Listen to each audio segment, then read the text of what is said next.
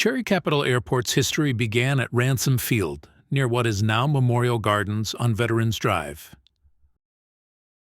The airport was moved from Ransom Field to its present location in 1936. The main hangar was originally located on Garfield Avenue, where the Nissan dealership stands today.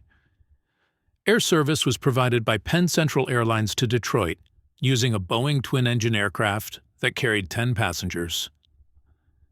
In the early 1940s during World War II, the airport was transferred to the United States Navy and used as a training facility.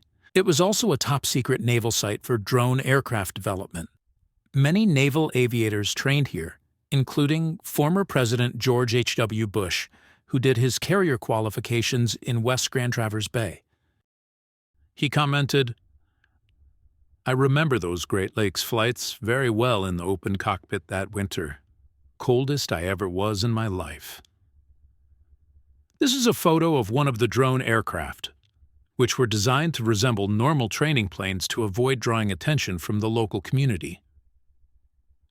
After World War II, the airport was returned to the community and managed by the City of Traverse City. Air service to Detroit resumed with Capital Airlines.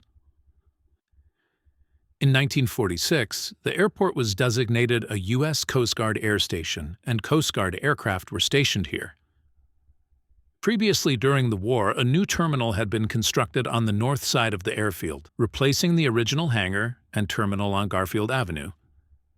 By the early 1960s, the airport had grown to include 4 runways, and passenger service expanded, provided by North Central Airlines with service to Detroit. In 1963, jet service arrived in Traverse City, with North Central Airlines providing nonstop service to Detroit using a DC-9 aircraft. This photograph shows passengers lining up outside, boarding the aircraft. In the late 1960s, construction began on a new passenger terminal on the north side of the airfield. The terminal opened in 1971, offering indoor passenger holding areas and baggage claim services, an improvement over the World War II-era terminal. In the 1970s, the airport continued to grow in passenger numbers and saw expansions, including the extension of runway 1028. In the 1980s, air service expanded to include Bailey flights to Detroit and Chicago. Detroit service was provided by Northwest Airlines, while American Eagle, a division of American Airlines, served Chicago.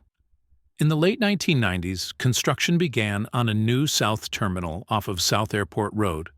It opened in 2004 with a 5-gate passenger pod equipped with jet bridges for boarding and unloading. The construction of the new South Terminal was a turning point for the airport, changing its size, capacity, and architectural design. The $50 million project was completed without using local tax dollars.